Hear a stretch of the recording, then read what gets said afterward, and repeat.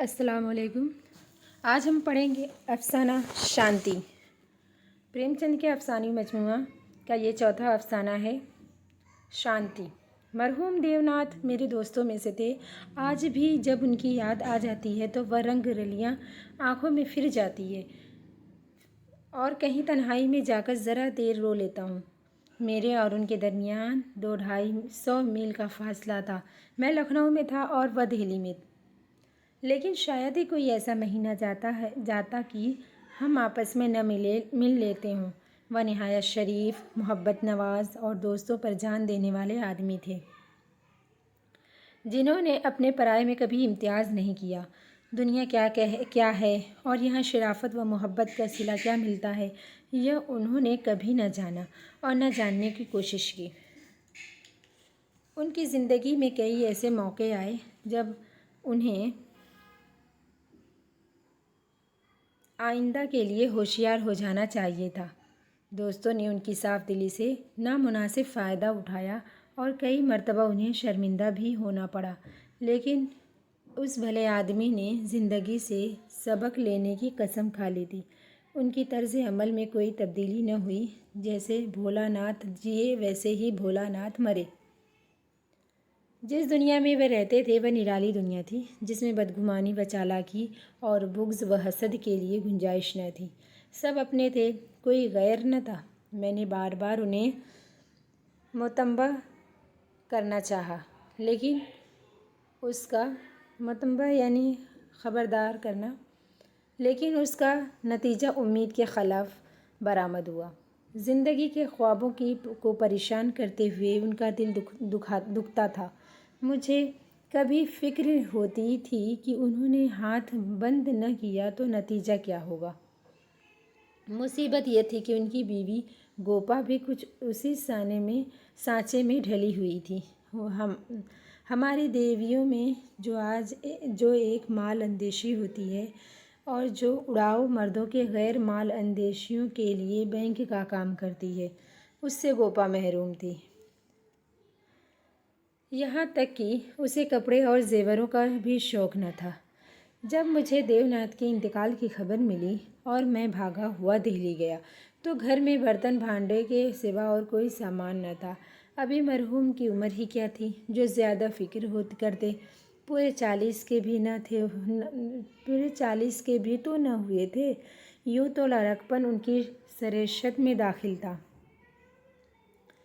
यानी आदत में दाखिल था। लेकिन इस उम्र में सभी लोग बेफिक्र होते हैं। पहले एक लड़की हुई थी, उसके 2 लड़के हुए। दोनों लड़के तो बचपन में ही दागा दे गए। लड़की बच रही थी। जिस तर्ज माशरत के वादी थे, उसे देखते हुए उस मुख्तसर कुंबे के लिए 200 रुपये माहवार की ज़रूरत थी। 2-3 साल में लड़की का ब्याह भी करना होगा। कैसे क्या होगा, मेरी अकल कुछ काम न करती थी। इस मौका पर मुझे यह पेश कीमत तजुर्बा हुआ कि जो लोग खिदमत खल्क करते हैं वह ज़ाती मुफाद को अपनी ज़िंदगी का मकसद नहीं समझते। उनके पसमानदों को उड़ा देने वालों की कभी कमी नहीं रहती। यह कोई कायदा नहीं है, क्योंकि मैंने ऐसे लोगों को भी देखा है जिन्होंने ज़िंदगी में बहुतों के साथ सलूक किए, लेकिन उनके बाद उनके बाल बच्चों की किसी ने बात न पूछी। लेकिन चाहे कुछ हो, देवनाथ के दोस्तों ने शराफत से काम लिया और गोपा की बसर औकात के लिए रुपया जमा करने की तजवीज़ की। एक साहब जो रंडवे थे उससे ब्याह करने की भी तैयार थे, लेकिन गोपा ने भी उस जज्बे का इजहार किया जो हमारी देवियों को जौहर है, और तजवीज़ को मुस्तरद कर दिया। मकान बहुत बड़ा था, उसी का एक हिस्सा किराए पर उठा दिया। इस तरह उसके 50 रुपये माहवार मिलने लगे। वह इतने ही में अपना निबाह कर लेगी। जो कुछ खर्च था वह सिन्नी की ज़ात से था। सिन्नी उसकी बेटी थी। उसके एक ही महीने बाद मुझे कारोबार के सिलसिले में गैर मुल्क जाना पड़ा और वहाँ मेरे अंदाज़े से कहीं ज़्यादा 2 साल लग गए। गोपा के खतूत बराबर आते रहते थे, जिनसे मालूम होता था कि वह आराम से है, कोई फिक्र की बात नहीं है। मुझे बाद में मालूम हुआ कि गोपा ने मुझे गैर समझा और सही हालत छुपाती रही। परदेश से लौटकर मैं सीधा दिल्ली पहुंचा। दरवाजे पर पहुंचते ही मुझे रोना आ गया। मौत की अफसुर्दगी से तारी थी। जिस कमरे में दोस्तों के जमघट रहते थे, उसके दरवाजे बंद थे। मकड़ियों ने चारों तरफ जाले तान रखे थे। पहली नज़र से तो शुबा हुआ कि देवनाथ दरवाजे पर खड़े मेरी तरफ देखकर कुछ कह रहे हैं। मैं तो हम परस्त नहीं हूँ और अजसाम रूहानी का भी कायल नहीं। अजसाम यानी जिस्म की जमा। लेकिन इस वक्त मैं एक बार चौंक ज़रूर पड़ा।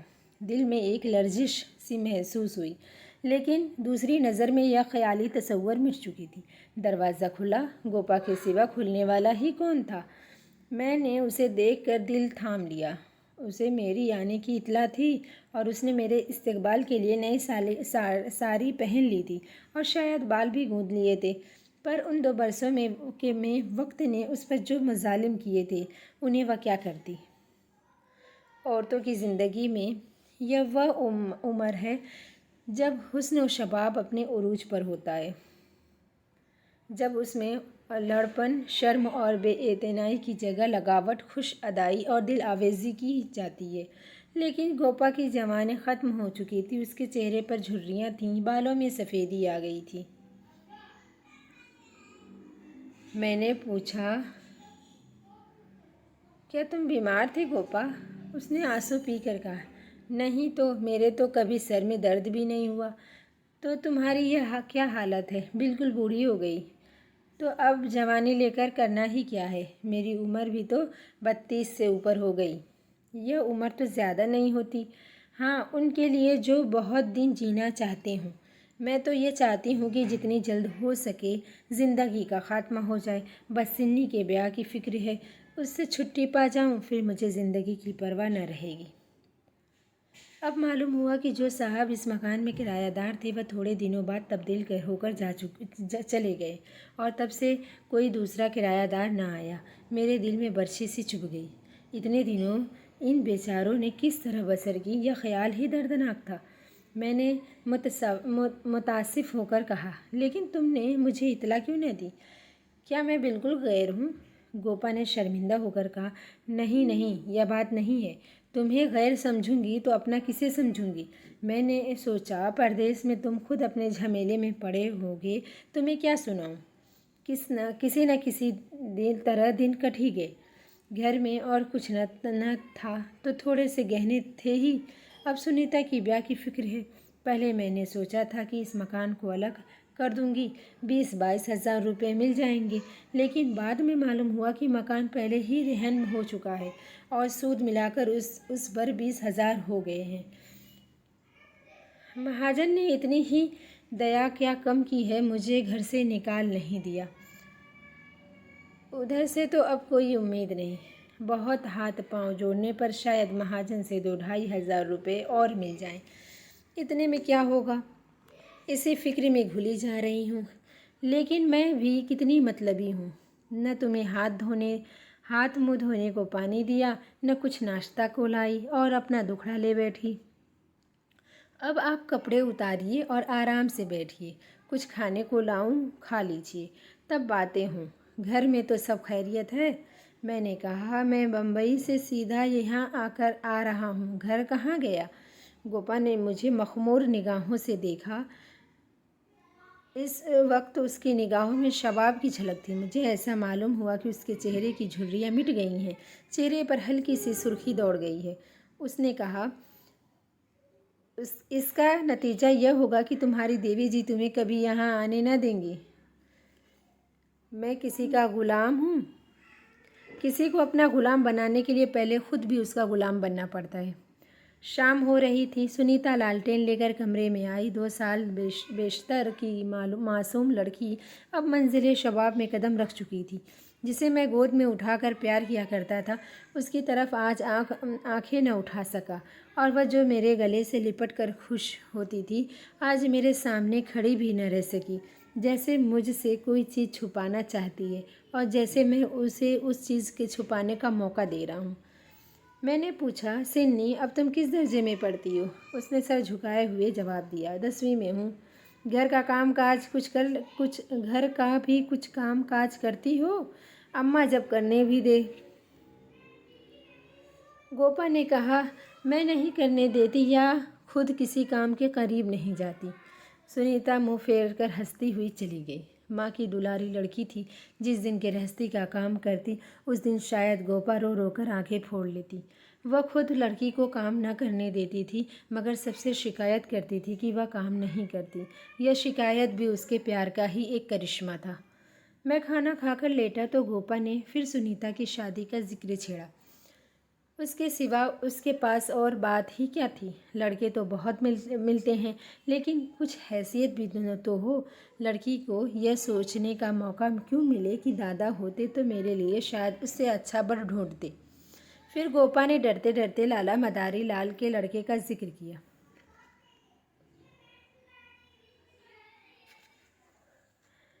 मैंने मुतहय्यर होकर उसकी तरफ देखा। लाला मदारी लाल पहले इंजीनियर थे, अब पेंशन पाते थे, लाखों रुपए जमा कर लिए थे, पर अब तक उनकी हिर्स की प्यास न बुझी थी। गोपा ने घर भी वह छांटा था जहाँ उसकी रसाई दुश्वार थी।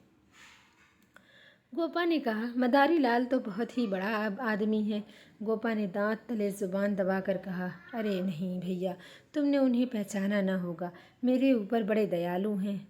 कभी कभी आकर खैरियत भी पूछ ले जाते हैं। लड़का ऐसा होनहार कि मैं तुमसे क्या कहूँ। फिर उनके के हाँ कमी किस बात की है? ये ठीक है कि पहले वह खुद रिश्वत लेते थे, लेकिन यहाँ धर्मात्मा कौन है? कौन मौका पाकर छोड़ देता है? मदारी लाल ने तो यहाँ तक कह दिया कि वह मुझसे जहेज नहीं चाहते, सिर्फ लड़की चाहते हैं। सिन्नी उनके मन में बैठ गई है। मुझे गोपा की सादगी पर रहम आया, लेकिन मैंने सोचा कि मैं उसके दिल में किसी के खिलाफ शुबहात क्यों पैदा करूं। शायद मदारी लाल अब वह न रहे हों। इंसान की तबीयत बदलती रहती है। मैंने मुत्तफ़िक़ होकर कहा, मगर यह तो सोचो कि तुम में और उनमें किस कदर फ़र्क है। तुम शायद अपना सब कुछ कुर्बान करके भी उनका मुंह सीधा न कर सको। लेकिन गोपा के मन में यह बात जम गई थी कि वह सिन्नी को ऐसे घर में ब्याहना चाहती थी जहाँ वह रानी बनकर रहे। दूसरे दिन में मदारी लाल के पास गया और उनसे जो मेरी बातचीत हुई उसने मुझे मुतमईन कर दिया। किसी ज़माने में वह लालची रहे होंगे, लेकिन उस वक्त तो उन्हें बहुत ही बुलंद और पाक दिल पाया। बोले, भाई साहब, मैं देवनाथ जी से खूब वाकिफ़ हूँ। वह आदमियों में रतन थे। उनकी लड़की मेरे घर में आए, ये मेरी खुशकिस्मती है। आप उसकी माँ से कह दीजिए मदारी लाल उनसे किसी चीज़ की ख्वाहिश नहीं रखता। खुदा का दिया हुआ मेरे घर में सब कुछ है। मैं उन्हें ज़ेर बार करना नहीं चाहता। मेरे दिल का बोझ उतर गया। हम सुनी सुनाई बातों से दूसरों के मुताल्लिक़ कैसे गलत ख़यालात कायम कर लेते हैं। मैंने आकर गोपा को मुबारकबाद दी। यह तय हुआ कि गर्मियों में ब्याह कर दिया जाएगा।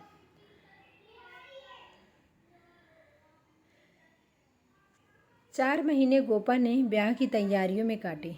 मैं महीने में एक मर्तबा ज़रूर उससे मिल जाता था, लेकिन हर मर्तबा मायूस होकर लौटता। गोपा ने अपने ख़ानदान की इज़्ज़त का न जाने कितना बड़ा नस्बुल ऐन अपने सामने रख लिया था। दीवानी सी भरम में पड़ी हुई थी कि उसकी यह उलुल अज़्मी शहर में अपनी यादगार छोड़ जाएगी।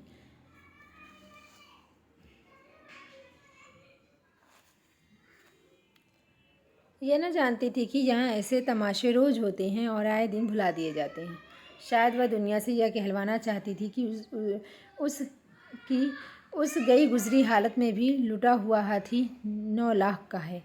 कदम कदम पर उसे देवनाथ की याद आती। वह होते तो यह काम भी यूँ होता और तब वह रोती। मदारी लाल नेक आदमी है, सच है, लेकिन गोपा का अपनी बेटी के मुतालिक भी तो कुछ फ़र्ज़ है। उसके 10-5 लड़कियां थोड़ी ही हैं। वह तो दिल खोल कर अरमान निकालेगी। सुनीता के लिए उसने जितने गहने और जोड़े बनवाए थे, उन्हें देखकर मुझे ताज्जुब होता था। जब देखो कुछ न कुछ सी रही है। कुछ सितारों की दुकान पर बैठी हुई है, कभी सितारों की दुकान पर बैठी हुई है, कभी मेहमानों की मदारात का इंतज़ाम कर रही है। मोहल्ले में शायद ही कोई ऐसा शख्स होगा जिससे उसने कर्ज न लिया हो। वह उसे कर्ज समझती थी, पर देने वाले दान समझकर देते थे। सारा मोहल्ला उसकी मददगार था। सुनीता अब मोहल्ले की लड़की थी। गोपा की इज्जत सबकी इज्जत है, और गोपा के लिए तो नींद और आराम हराम था। दर्द से सर फटा जा रहा है। आधी रात हो गई है, मगर वह बैठी कुछ न कुछ सी रही है। अकेली औरत, और वह भी नीम जा। क्या क्या करे। वह काम दूसरों पर छोड़ देती है, उसी में कुछ न कुछ खराबी हो जाती है, लेकिन उसकी हिम्मत है कि किसी तरह नहीं मानती। पिछली मर्तबा उसकी हालत देखकर मुझसे रहा न गया। बोला, गोपा देवी, अगर मरना ही चाहती हो तो शादी हो जाने के बाद मरना। मुझे अंदेशा है कि तुम उसके पहले ही कहीं चल न दो। गोपा ने जवाब दिया, भैया उसकी फ़िक्र न करो, बेवा की उम्र बहुत लंबी होती है। तुमने सुना नहीं, रांड मरे न खंडर रहे। लेकिन मेरी तमन्ना यही है कि सिन्नी को ठिकाने लगाकर मैं भी चल दूँ। अब जिंदा रहकर क्या करूँगी, सोचो क्या करूं? अगर किसी तरह का रखना पड़ गया तो किसकी बदनामी होगी? उन 4 महीनों में मुश्किल से घंटा भर सोती होंगी, नींद ही नहीं आती, लेकिन मेरा दिल खुश है।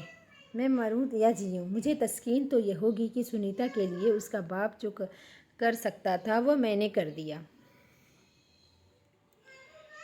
मदारी लाल ने अपनी शराफत दिखाई तो मुझे भी अपनी नाक रखनी है। एक देवी ने आकर कहा, बहन ज़रा चल कर देख लो चाशनी ठीक हो गई है या नहीं। गोपा उसके साथ चाशनी का इम्तिहान करने गई और एक लम्हा बाद आकर बोली, जी चाहता है कि सिर पीट लूँ। तुमसे ज़रा बातें करने लगी, उधर चाशनी इतनी कड़ी हो गई कि लड्डू दांतों से लड़ेंगे। किसी से क्या कहूँ? मैंने चिढ़ कर कहा, तुम बेकार के झंझट में कर रही हो। क्यों नहीं किसी हलवाई को बुलाकर मिठाइयों का ठेका दे देती?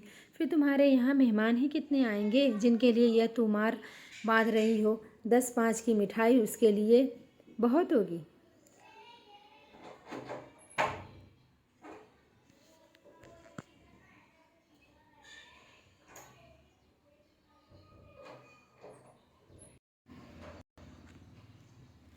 मेरी यह बात शायद गोपा को नागवार हुई। उन दिनों उसे बात बात पर गुस्सा आ जाता था। बोली, भैया तुम यह बातें न समझोगे। तुम्हें न माँ बनने का मौका मिला, न बीवी बनने का। सुनीता के बाप का कितना नाम था, कितने आदमी उनके दम से पलते थे। क्या तुम नहीं जानते यह पगड़ी मेरे ही सर तो बंधी है? तुम्हें यकीन न आएगा, नास्तिक ही जो ठहरे, पर मैं तो उन्हें सदा अपने अंदर बैठा हुआ पाती हूँ। जो कुछ कर रहे हैं वही कर रहे हैं। मैं नाकिसुल अकल भला अकेली क्या कर लेती? वही मेरे मददगार हैं, वही मेरे रहबर हैं। यह समझ लो कि जिस्म मेरा है, लेकिन उसके अंदर जो आत्मा है वो उनकी है। तुम उनके दोस्त हो। तुमने अपने सैकड़ों रुपए खर्च किए और इतने हैरान हो रहे हो। मैं तो उनकी शरीक ज़िंदगी हूँ, लोक में भी और परलोक में भी। मैं अपना सा मुँह लेकर रह गया। जून में शादी हो गई। गोपा ने बहुत कुछ दिया और अपनी हैसियत से बहुत ज़्यादा दिया, लेकिन फिर भी उसका दिल मुतमईन न हुआ। अगर आज सुनीता के बाप होते तो न जाने क्या करते। बराबर रोती रही। जाड़ों में मैं फिर दिल्ली गया कि गोपा अब खुश होगी। लड़की का घर और बर दोनों अच्छे हैं।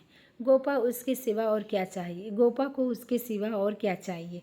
लेकिन सुख उसके मुकद्दर में ही न था। मैं अभी कपड़े भी न उतारने पाया था कि उसने अपना दुखड़ा शुरू कर दिया। भैया घरदार सब अच्छा है, सास ससुर भी अच्छे हैं, लेकिन दामाद निकम्मा निकला। सिन्नी बेचारी रो रो कर दिन काट रही है। तुम उसे देखो तो पहचान ना सको, बस उसका साया ही रह गया है। अभी चंद दिन हुए आई थी। उसकी हालत देखकर छाती फटती है।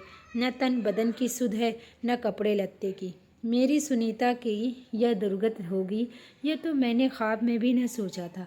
बिल्कुल गुमसुम सी हो गई है। कितना पूछा, बेटा तुझसे वह क्यों नहीं बोलता, बस आंखों से आंसू बहते रहते हैं।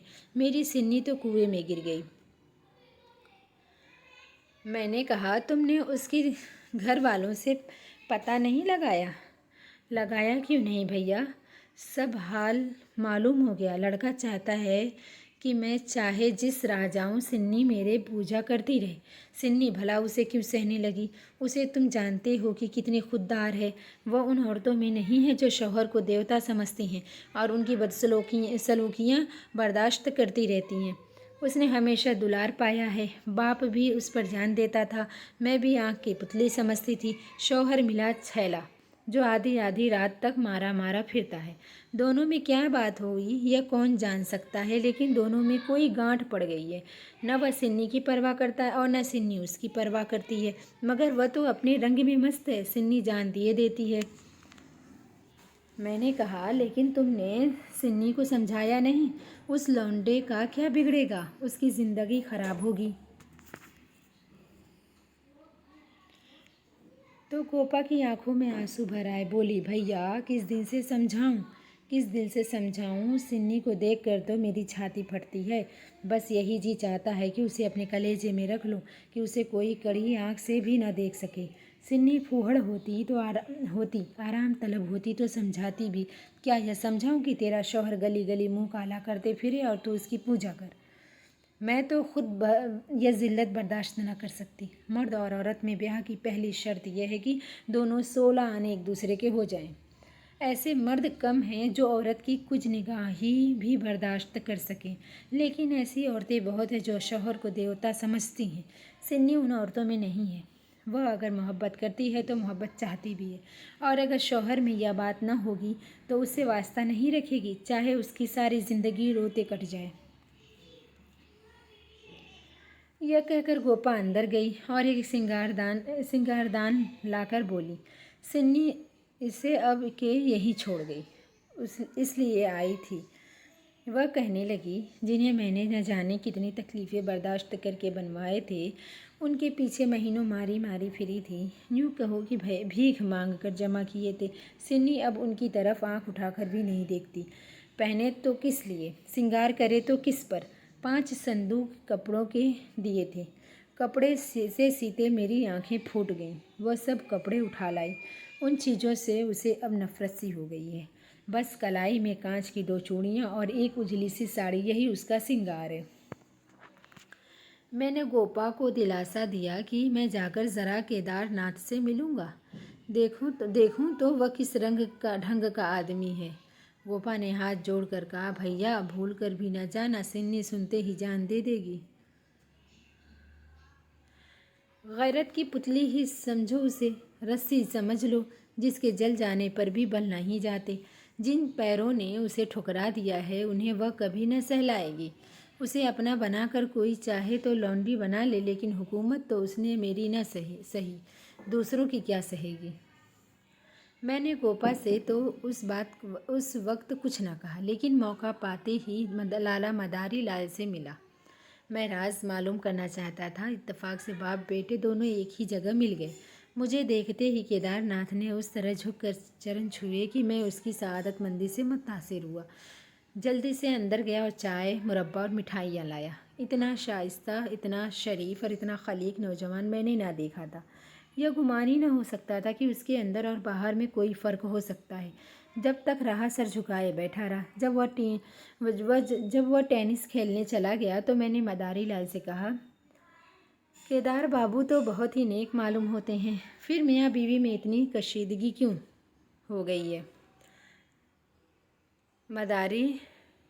मदारी लाल ने एक लम्हा गौर करके जवाब दिया, उसका सबब सिवाय उसके और क्या बताऊं कि अपने माँ बाप के लाडले हैं और प्यार लड़कों को अपने मन की बना देता है। मेरी सारी उम्र मेहनत में कटी, अब जाकर ज़रा राहत मिली है। रंग रलियों का कभी मौका ही न मिला। दिन भर मेहनत करता था और शाम को पढ़कर सो रहता था। सेहत भी अच्छी न थी, इसलिए बराबर यही फिक्र सवार रहती थी कि कुछ जमा भी कर लूं, ऐसा ना हो कि मेरे पीछे बाल बच्चे भीख मांगते फिरें। नतीजा यह हुआ कि उन महाशय को मुफ्त की दौलत मिली, सनक सवार हो गई, शराब उड़ने लगी, फिर ड्रामा खेलने का शौक़ हुआ। रुपए की कमी न थी नहीं। उस पर माँ बाप के अकेले बेटे, उनकी खुशी ही हमारी ज़िंदगी की बहिश्त थी। पढ़ना लिखना तो दूर रहा, आवारगी की तरफ रुझान बढ़ता गया। रंग और गहरा हुआ और अपनी ज़िंदगी का ड्रामा खेलने लगे। मैंने यह रंग देखा तो मुझे फिक्र हुई, सोचा ब्याह कर दूं, ठीक हो जाएगा। गोपा देवी का पैगाम आया तो मैंने मंजूर कर लिया। मैं सिन्नी को देख चुका था, सोचा ऐसी खूबसूरत बीवी पाकर उसकी इस्लाह हो जाएगी। लेकिन इत्तेफाक से वह भी लाडली लड़की थी, ज़िद्दी और हठीली। मुफाहिमत का ज़िंदगी में क्या दर्जा है, उसे खबर ही नहीं। लोहा लोहे से लड़ गया। यह है सारा भेद। और साहब, यह मैं तो बहू ही की ज़्यादा ख़तावार समझता हूँ। लड़के तो सब ही मन चले होते हैं, लड़कियाँ अपनी ज़िम्मेदारी समझती हैं। उनकी सेवा, कुर्बानी और मोहब्बत ही उनका वह हथियार है जिनसे वह अपने शौहर पर फ़तह हासिल कर लेती हैं। बहू में यह गुण नहीं है। नाव कैसे पार होगी खुदा ही जाने। इतने में सुनीता अंदर से आ गई। अपनी तस्वीर का बिल्कुल मिटा हुआ खाका थी।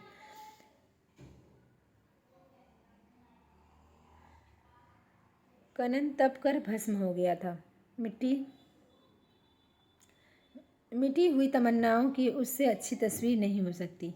मुझ पर तान करती हुई बोली, आप जाने कब से बैठे हुए हैं, मुझे खबर तक नहीं।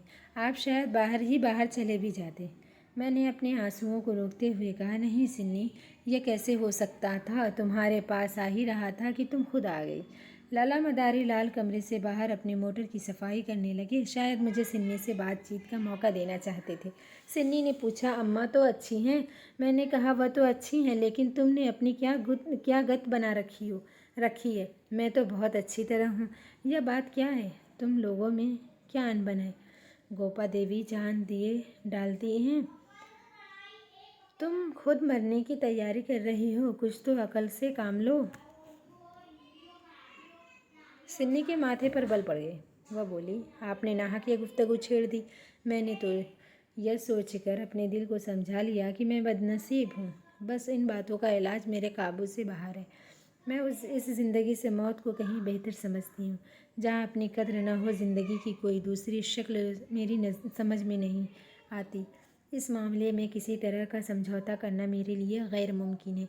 नतीजे की मैं परवाह नहीं करती। लेकिन नहीं चाचा जी, इस मामले में आप कुछ न कहिए, नहीं तो मैं चली जाऊंगी। आखिर सोचो तो, मैं सब सोच चुकी और तय कर चुकी। हैवान को इंसान बनाना मेरी ताकत से बाहर है। मई का महीना था। मैं मसूरी गया था। गोपा का तार पहुंचा, फ़ौरन आओ, बहुत ज़रूरी काम है। मैं घबरा कर दूसरे ही दिन दिल्ली पहुंचा। गोपा दिक्क के मरीज़ा मालूम हो रही थी। मैंने पूछा, सिन्नी तो अच्छी है। उसने जवाब दिया, हाँ। और केदारनाथ, वह भी अच्छी तरह है। तो माजरा क्या है। कुछ नहीं। तुमने मुझे तार देकर बुलाया और फिर कहती हो कि कोई बात नहीं। दिल घबरा रहा था, इसलिए तुमको बुलाया। सिन्नी को किसी तरह समझा कर यहाँ लाना है। मैं तो सब कुछ करके थक गई। क्या इधर कोई नई बात हुई है। नई तो नहीं, लेकिन एक तरह से नई ही समझो। केदार एक एक्ट्रेस के साथ कहीं भाग गया। 1 हफ्ते से कुछ पता नहीं। सिन्नी से कह गया है कि जब तक तुम रहोगी मैं घर में कदम न रखूँगा। सुना है कि केदार अपने बाप के जाली दस्तखत बनाकर कई हज़ार रुपये भी बैंक से ले गया है। तुम सिन्नी से ही मिली थी। हाँ, 3 दिन से बराबर जा रही हूँ। अगर सिन्नी नहीं आना चाहती तो तुम रहने क्यों नहीं देती। वहाँ वह घुट कर मर जाएगी। मैं उसी वक्त मदारी लाल के पास गया और मेरी सूरत देखते ही बोले, भैया, भाई साहब, मैं तो लुट गया। लड़का भी गया और बहू भी गई। मालूम हुआ कि जब से केदार गायब हो गया है, सिन्नी और भी उदास रहने लगी थी। उसने उसी दिन अपनी चूड़ियाँ तोड़ डाली थीं और मांग का सिंदूर पोंछ डाला था। किसी से बात न करती थी। आज सुबह वह जमुना स्नान करने गई। अंधेरा था, सारा घर सो रहा था, किसी को नहीं जगाया। जब दिन चढ़ गया और बहू न मिली तो उसकी तलाश होने लगी। दोपहर को पता चला कि जमुना गई है। लोग उधर भागे, वहाँ उसकी लाश मिली। पुलिस आई, लाश का मुआयना हुआ, अब लाश वापस मिली है। मैं कलेजा थाम कर बैठ गया। अर्थी के साथ गया और वहाँ से लौटा तो रात के 10 बज गए।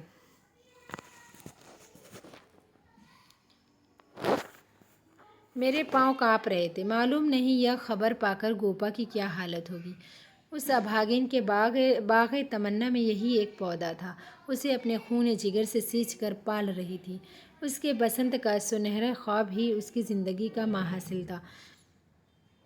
उसमें कोपलें निकलेंगी, फूल खिलेंगे, फल आएंगे, चिड़िया उसकी डालियों में बैठकर अपने सुहाने राग गाएगी। लेकिन आज मौत के बेरहम हाथों ने उस पौधे को उखाड़ कर फेंक दिया। उसकी ज़िंदगी अब बेकार थी। वह नुक्ता ही मिट गया था जिस पर ज़िंदगी के तमाम खतूत आकर मिलते थे। दिल को दोनों हाथों से थामे मैंने जंजीर खटखटाई। गोपा एक लालटेन लिए निकली।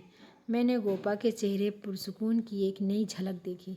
उसने मुझे गमगीन देखकर मोहब्बत से मेरा हाथ पकड़ लिया और बोली, आज तो तुम्हें सारा दिन रोते ही कटा।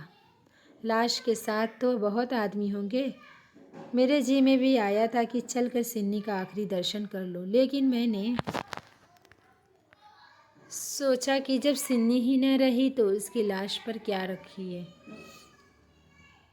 रखा है। न गई। मैं हैरत से गोपा का मुंह देखने लगा।